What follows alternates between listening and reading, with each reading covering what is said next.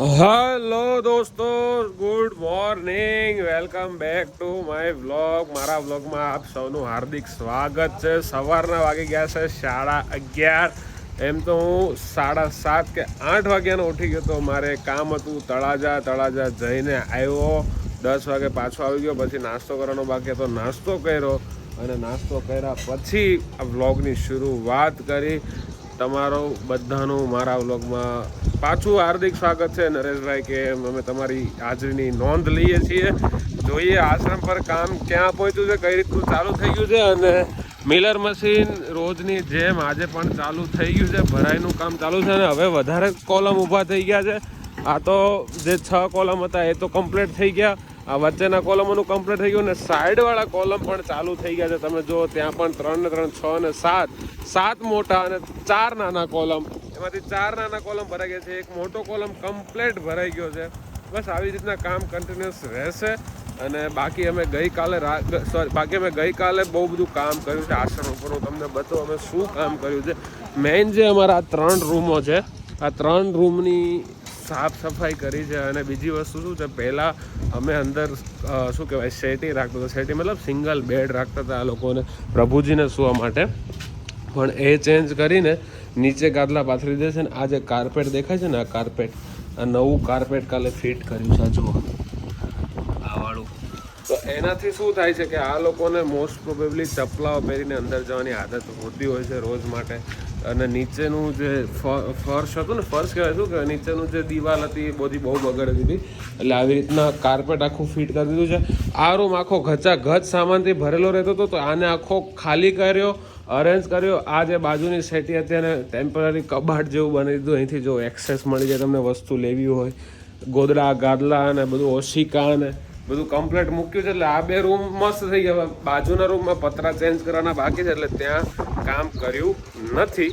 એ પણ કરીશું. બસ આ વ્લોગમાં આવી ગયા છો તો વ્લોગને આખો જુઓ, તમારા બધા જ ગ્રુપની અંદર શેર કરી દો. અત્યારે વાગી રહ્યા છે 12 અને હું જઈ રહ્યો છું પણ બહાર. હું પણ બહાર જઈ રહ્યો છું 12 વાગે. બહાર તો ક્યાં જાઉં છું કે અહીંયા નજદીક સદભાવના હોસ્પિટલ છે કળસાર, ત્યાં જવાનું છે. ત્યાં શું કામ જવાનું છે કે અમારા જે ઇકબાલ કાકા હતા જે અમારી રસોઈ બનાવતા હતા, એને થોડીક તબિયત ડાઉન હતી તો ત્યાં એડમિટ કર્યા હતા.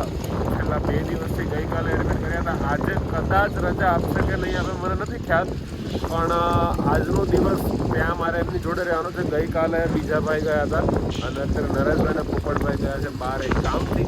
તો હું અહીંયા હતો એકલો, તો મને કીધું ત્યાં જવાનું, તો હું ત્યાં જઈ રહ્યો છું. બાકીનું કામ અહીંયા થઈ રહ્યું છે. મારા રામજી મોટા આવ્યા છે મારા કામથી, એ રસોઈ બનાવે છે. પાછળ સેવ ટમેટાનું સબ્જી બને છે.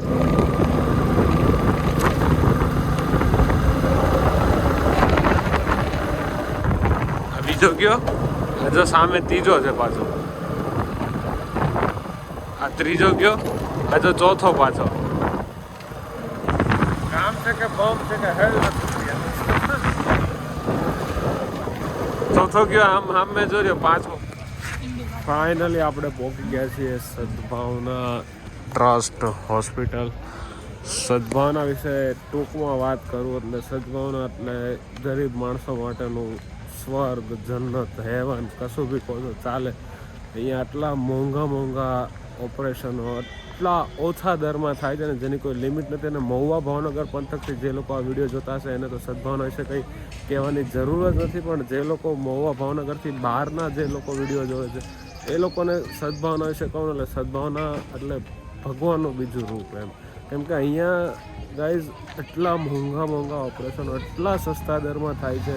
લોકો દૂરથી આખા ગુજરાતમાંથી, ગુજરાતની બહારથી, રાજસ્થાન, યુપી, એમપીથી, ઘણા બધા સ્ટેટમાંથી લોકો અહીંયા ઓપરેશન કરવા આવે છે. અને આ તમે રોજ ગમે ત્યારે 24x7 અને 365 દિવસ આવવાનું પબ્લિક અહીંયા આટલું જ જોવા મળે જેટલું આજે તમને અહીંયા દેખાઈ રહ્યું છે. એટલી જ ગાડીઓ, એટલી જ 4 વ્હીલરો અને એટલા જ લોકો અહીંયા તમને હંમેશા માટે જોવા મળે. કમલેશ બાપુ રાણીવાડાવાળા એ કાલ રાતથી સેવામાં હતા, ઇકબાલ કાકાનું ધ્યાન રાખતા હતા.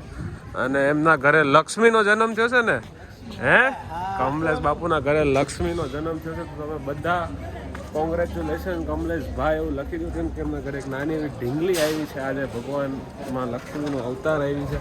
તો એમને પણ બધા કોમેન્ટમાં કોંગ્રેચ્યુલેશન્સ કરી દો. હવે આપણે પહેલાં જાઉં, ક્યાં લઈ જાઓ છો? ઓપરેશન રૂમમાં. થઈ ગયું ઓપરેશન સક્સેસફુલ? હે અત્યારે ચાલુ છે હજી?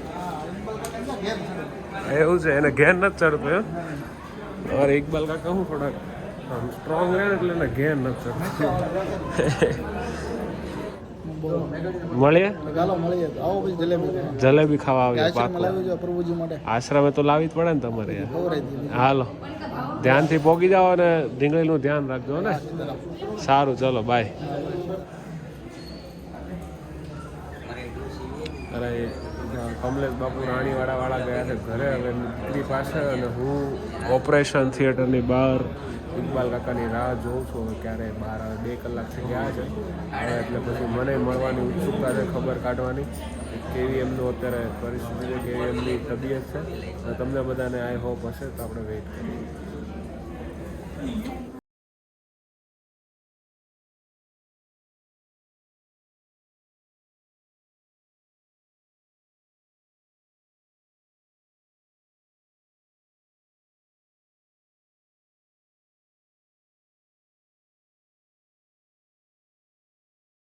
સારું છે ઓપરેશન કર્યું, સારું કર્યું.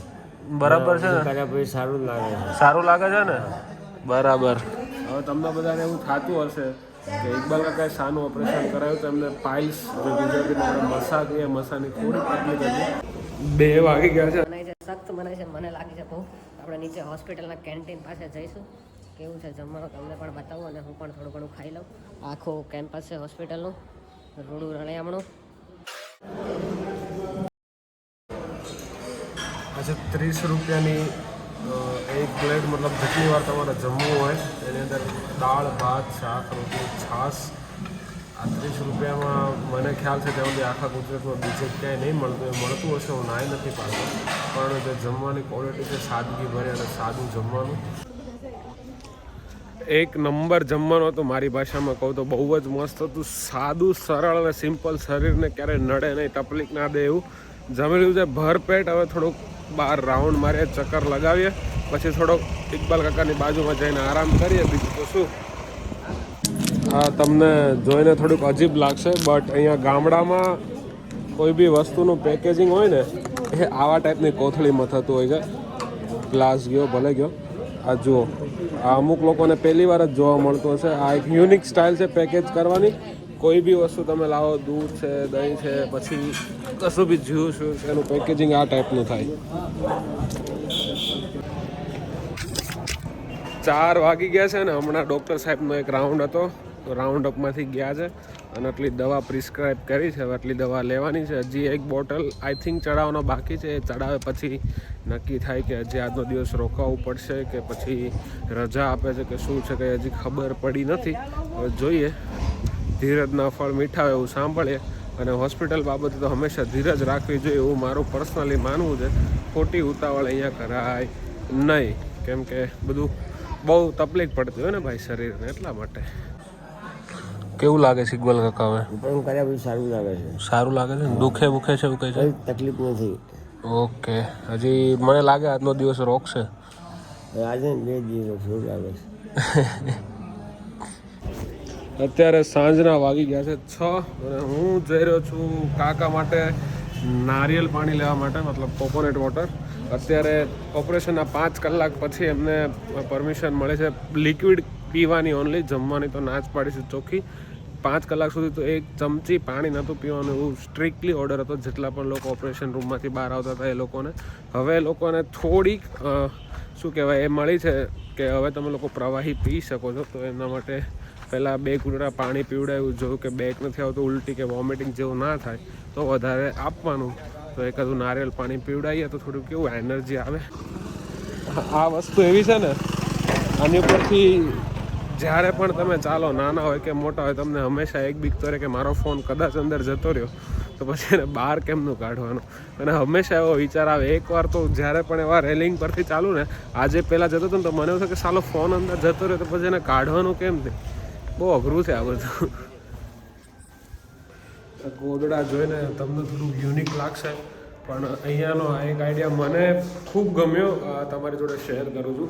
અત્યારે ઓલમોસ્ટ સાંજના 7:30 થઈ ગયા છે, જમવાનો ટાઈમ થઈ ગયો છે, પણ કાકાને કંઈ ખાવું નથી. પણ હવે રાતમાં એવું એ રીતની સિસ્ટમ છે અહીંયા કે તમારું કેશ કાર્ડ હોય જે લઈને જાઓ, એટલે જે બી માણસ રાત રોકાવાના હોય કે જે દર્દીની જોડે જે સગાવાલા હોય એના માટે એક તો રહેવાની થોડીક સુવિધા છે. પ્લસ તમારું કાર્ડ લઈને જાઓ ને તો તમને અંદાજિત 3 થી 3 જ જેવા ગોદડા મળે એક્સ્ટ્રા. કદાચ તમે દૂરથી આવતા હોય ને તમે જોડે કેરી ના કર્યા હોય અથવા તો કર્યા હોય ને તમારે ખૂટતા હોય तो एक बहुत बेस्ट है. इसी के साथ रात के 10 बजने आए हैं और अभी नरेश भाई और पोपट भाई મને લેવા આવ્યા હતા. બધા હિન્દી બોલવાની આદત થઈ ગઈ હતી વ્લોગમાં, એટલે હિન્દી નીકળી ગયું હતું. તો એવું કહેતા હતા કે અત્યારે શિફ્ટ ચેન્જ થઈ ગઈ છે, મારી જગ્યાએ બાગા દાદા આવી ગયા છે અને હું જઈ રહ્યો છું આશ્રમ પર, કેમ કે હવે પાછું આશ્રમે જઈએ. અને ઇકબાલ કાકાની તબિયતમાં ઘણો સુધાર છે પહેલાં કરતાં. અને એની સાથે જ આ વ્લોગને એન્ડ પણ કરીએ. આઈ હોપ આ વાળો વ્લોગ તમને બહુ પસંદ આવ્યો હશે. પસંદ આવ્યો તો તમારા બધા ગ્રુપમાં શેર કરો. ચેનલ ઉપર ન આવો તો ચેનલને સબસ્ક્રાઈબ કરવાનું ભૂલતા નહીં. તો હાલો મળીએ હવે નવા વ્લોગમાં, નવા દિવસે નવા વિચારો આરે. ત્યાં સુધી તમારું અને તમારા પરિવારનું ધ્યાન રાખજો અને અમારી યુટ્યુબ ચેનલને જોતા રહેજો અને વ્લોગને શેર કરતા રહેજો. Bye bye.